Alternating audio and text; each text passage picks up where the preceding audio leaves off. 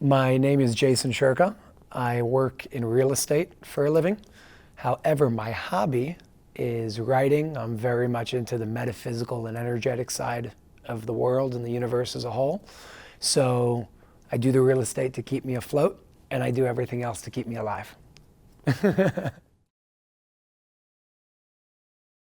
We spoke about my experience over the past 2 years since I was approached by TLS, the Light System, which is an organization that we speak about in that episode. And we cover many things in regards to a specific document that was released on September 9th at 9 a.m. Eastern Standard Time called the Pyramid Code, which holds incredible information about ancient Egypt, who built the pyramids, how they built the pyramids, why the pyramids were built, their functions, their operations, along with certain things regarding current events and some technology of how it works, with many spiritual insights sort of sprinkled throughout the whole document if you read between the lines. TLS is an organization. The name is the Light System. That's why they're called TLS. They are a spiritual organization. You can think of them as like the spiritual CIA, if you will, because they are an organization that works very much like those, just with different intentions, different motives, and with a much higher level of awareness. So they're made of roughly 7,000 members around the world, all over the planet. Some of them are very well-known people in the world today, world leaders, celebrities, producers, and so on. Most of them are just people that are people in the world that are just like every one of us. So they do have access to very high technology, and their purpose is to assist and guide humanity in reaching a higher level of awareness and consciousness. And when I say that, I want to emphasize that they are not responsible for humanity. Humanity is responsible for humanity. So we have to take the information that's being given to us and do what we can to help ourselves, because we're responsible for ourselves. The document was written by somebody else who at this point would like to remain anonymous for certain reasons that are very obviously written and expressed throughout the document that he says. Where I came in was after I had the honor of reading the document, because he gave it to me to read, I understood that the document could be given to the public. And the person who wrote it was not willing to do that for his own reasons. He didn't want his life to change overnight. That's the short answer. And truthfully, I see that after I read it, there's such powerful information in there that's very valuable to the human race, and life as a whole. And I see it as a crime against humanity to hold back information like that. The writer of the document is reluctant to reveal his association, his identity really, for many reasons. You have to understand that he's an established person in the world. He's not somebody that nobody knows. For him to come out, and by the way, people know him as somebody completely different. His whole life is a cover, not who he actually is. And he's made a beautiful life for himself with his family, and he's well off, and everything's great. He's older as well. So for him to come out and make such bold statements of, I wrote this, I can understand the fear. I get it. I do. And he doesn't want his life to change overnight. He doesn't want, in his words, he'd rather just continue doing what he's doing behind the scenes. And after he passes away, everything can be published. But he doesn't want that to happen while he's alive, because he doesn't want to deal with the consequences, both positive and negative, of what will come with that revelation to the world. When I was younger, much younger, like ever since I could really speak, 5, 6, 7, 8, 9 years old, I was always interested in the metaphysical aspect of life. I was always interested in the spiritual side of what we really are and who we really are. But over time, as probably makes sense, my peers and people that were around me, whether it was in school or family, when I asked certain questions that were pretty deep at the time, looked at me like, maybe there's something wrong with you. And I blocked that part of myself for a long time because I didn't want to be weird. I didn't want to be different. I wanted to be like everybody else. So for a pretty long period of time, I would say probably from the age of 9 to 19 years old, I subconsciously and consciously blocked certain expressions of what I really wanted to do and what I really wanted to say because I wanted to be normal and I wanted to be accepted. And over time, what led me to open up again was, I would say the beginning was a repetition, a repetitive cycle of injuries that kept happening to me. I dislocated this shoulder 23 times. I got surgery 3 times. I almost had to get a mechanical shoulder by the age of 18. I almost lost my leg due to a staph infection that I got backpacking in Thailand. All of these injuries put me in bed by myself for significant periods of time. And I had no choice but to look and ask why. And I put my hands up. I surrendered. I said, I'm over this. I'm going to be me. And I lost some friends along the way. That's okay. And I gained some amazing people on the way, and that's great. And that's it. And that's how I got to where I am today.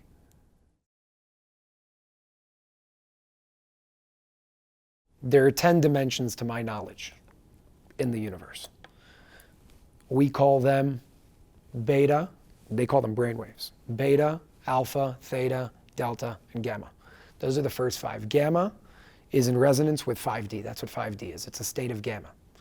Now, it's not enough just to be in a state of gamma because each dimension is broken up into 10 parts. So there's beta 1, 2, 3, 4, 5, up until 10. Gamma 1, 2, and so on.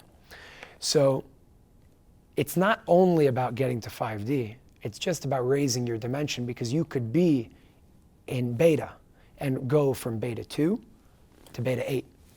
It's a step. In regards to my advice of how to raise one's vibration and any tips that I would give, it's a multifaceted approach, just like anything else holistically in life is, because this isn't just one cure for all. The words we speak, the thoughts we think, the emotions we feel and express, the food that we eat, all of these on both a spiritual, energetic, and physical level make us who we are in all dimensions.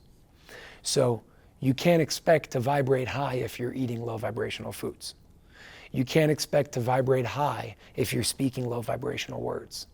You can't expect to vibrate high or in the resonance of 5D and everything that comes with it if your mentality is in 3D. And I explain this, by the way, in my second book. That's what all of this is about. It's called The Language of Energy. And it's understanding this language in all approaches on the physical and spiritual side. Food, thoughts, emotions, actions, behaviors, your surroundings, all the way to the music that you listen to the art that's on your walls, because they have an imprint on you energetically.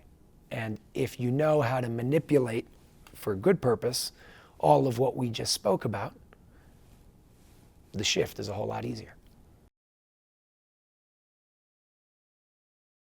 The pyramid was released in Hebrew not only because it was used by the pharaohs as well, but because the person that wrote the document happens to be an Israeli Jew. He knows Hebrew a lot better than he knows English, so he wrote it in Hebrew. The exact translation for Hebrew in Hebrew is called the divine language. It's not the Jewish language. It's the divine language. It has nothing to do with religion. It existed before Judaism came to being. Jews just adopted the language. The language in and of itself has certain resonance energetically with the letters and the shape of the letters, numerologically as well. That makes it so powerful. Now, I don't understand all the ins and outs of everything that has to do with Hebrew, but what I can tell you is it's an extremely divine language. I don't know where it comes from, but I do know that it wasn't just created on a limb. It was something that was based off of a truth in the universe. And that's why it's so energetically connected to the spiritual side of life, because it's divine and it comes from a divine place. Gematria relates to Hebrew in many ways. Gematria is pretty much the alphanumeric code that translates Hebrew letters to numbers. So if I'm not mistaken, Aleph, which is the first letter in the Hebrew alphabet, is the number 1.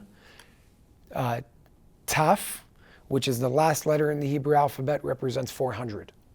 So it goes 1, 2, 3, 4, 5, 6, 7, 8, 9, 10, 20, 30, 40, 50, 60, 70, 80, 90, 100, 200, 300, 400. That's how Gematria works. Now, I'll give you an example. Take 666. I just made a video about this on YouTube, by the way. Take 666. People have referred to it as an evil satanic number. 666, 6 plus 6 plus 6 equals 18. 18 in Hebrew represents life. Why? The word in Hebrew is chai. Chai is made of 2 letters. The first letter represents the number 8. The second letter represents the number 10. When you add up alphanumerically with Gematria, 8 plus 10, you get 18.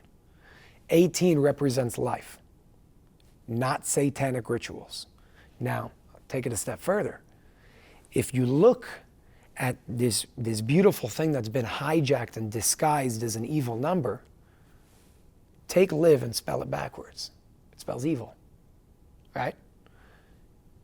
Same thing with love. In Hebrew, and again, not Jewish, this is divine language. In Hebrew, the word for love is ahava. Ahava, spelled out alphanumerically with Gematria, represents the number 13. 13 is not an unlucky number. 13 is in resonance with love.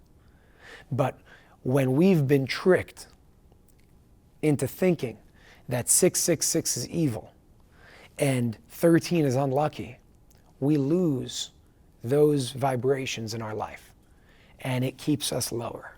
And that's the genius of the people that are suppressing and controlling humanity today. They don't deal with us on the surface. They deal with us on the codes of how things work. In other words, they don't change what's on the computer screen. They change the code that creates the computer screen in the first place. It's genius.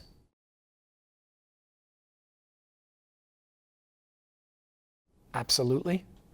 The fact that ever since 2012, and there was an energetic shift on December 21st, 2012, we see a change in consciousness as it is. And if you want to go really straightforward to the common man, the classic example I would give is look at the stock market. There are companies that are worth billions of dollars that are based off of plant-based meat alternatives or plant-based dairy alternatives. That shows that there's a market. If there's a market, there's a demand. And the demand reflects our collective consciousness changing.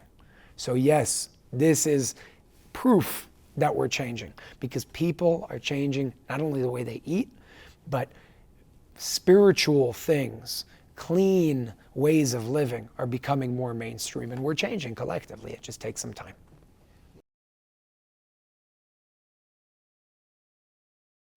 I think there's always been a resurgence of ancient mysteries.